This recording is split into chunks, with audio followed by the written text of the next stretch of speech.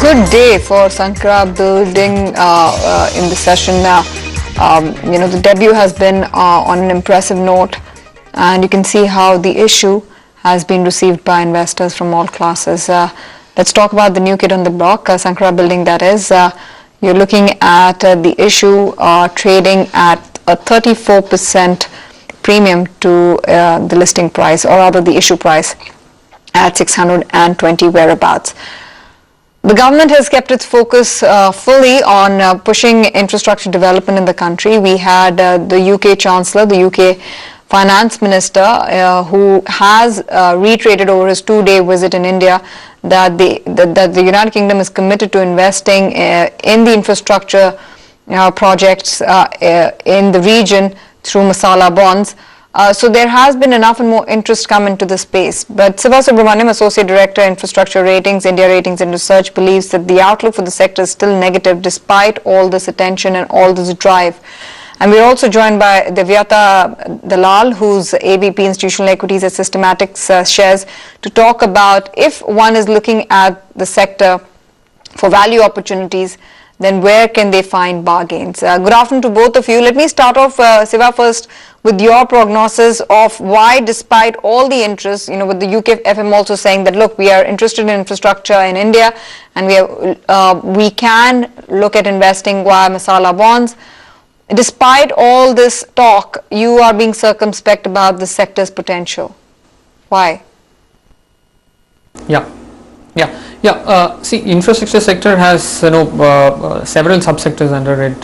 For example, roads, ports, power, airports, all of this comprises of an infrastructure sector.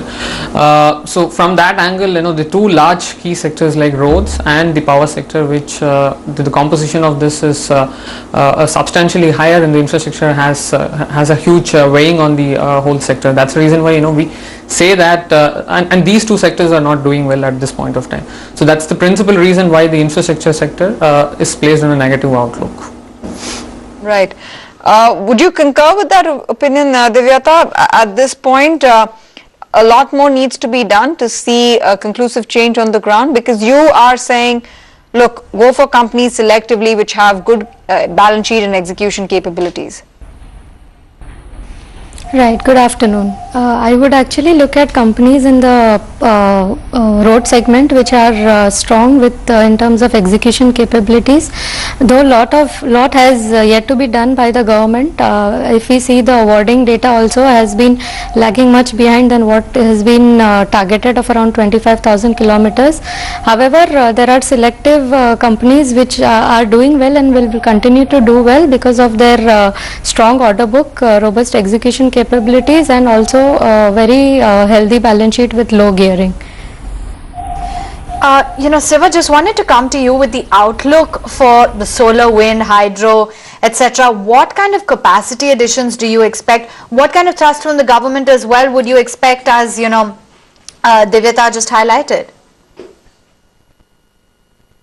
Yeah, see, as far as the capacity additions are concerned, it's pretty strong, notwithstanding whether it's solar, wind, or the other aspects are concerned, other subsectors are concerned. See, for example, in FY17, if we look at India has achieved an all-time high of about close to 5,400 megawatt of capacities on the wind, principally driven by AP, which has the composition of AP in adding up to this capacity is close to 2,000 odd megawatt.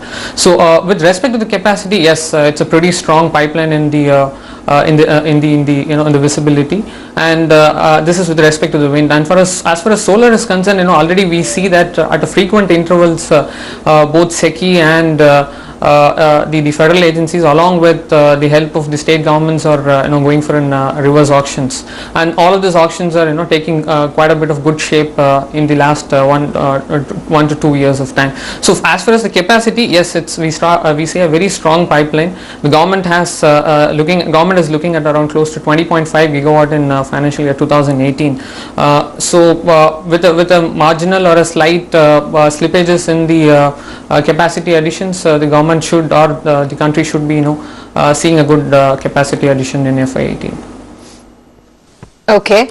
And one more reason is, the GBI, the generation based incentive in financial year 2017 has already expired. So this is the first year where we are going to see wind developers will not have a GBI in their kitty. That's for the wind business, but I just want to understand whether if we're seeing more capacity addition come in over the course of the next 12 to 18 months across the sector, then would this be a good time to buy some of the names that you're recommending at Systematix, Divyata, whether it's Ashok Bilcon, Dilip Bilcon, PNC, Infra or Sadbhav Engineering? Yes, we are positive on the sector and the names that you mentioned, but within that our topics would be PNC, Infratech and Ashoka Buildcon. Key 2-3 reasons, main being they have a very strong order book of almost 3.5x, which gives the revenue visibility for over next 2 to 3 years. Most of the projects have now started execution, which will continue to give revenue over next 2 to 3 years. Apart from that, their balance sheet is strong at around 0.1x times gearing, and this will support the execution, working capital required for execution, as well as in terms of any equity required for their HAM projects. So that ways we are confident that their balance sheet strength will be able to see good going ahead. And in terms of BOT projects also, they have a pretty stable portfolio which does not require any more funding from the parent. So these are the 2-3 key reasons why we like PNC, Infratech and Ashoka Buildcon, and we continue to remain positive on Dilip Buildcon. Siva, what about you? What is it that you would look at by way of top picks, and how is it that you see the overall incremental demand shaping up? Is it with respect to the electricity? No, just overall, be it the wind, hydro, road space, what are your top picks? Yeah, see, as far as the whole sector, we are quite bullish on the airport. The airport is doing phenomenally well. If you look at the passenger movements across all the airports, it's phenomenally doing well. It's close to 20-21% up till at this point of time. So airports is pretty positive. We are quite bullish on that. And with respect to the solar, again, it's a sunshine sector, and it's quite brightened because of a strong capacity additions in the pipeline. And it's also very well augured by the evolving payment mechanism which we saw in the recent REVA bid, where we saw in addition to the existing standby letter of credit facility, the government or the tender talks about a government guarantee plus an payment security fund which is being created upfront. So those clearly bodes well for the sector, and it brightens the prospects for the solar sector.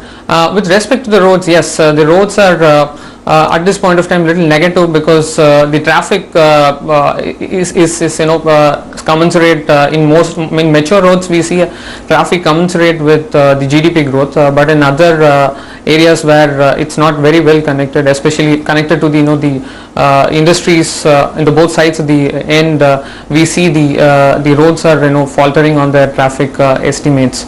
So with respect to the roads, yes, it's slightly negative, but mature roads are doing phenomenally well at this point of time.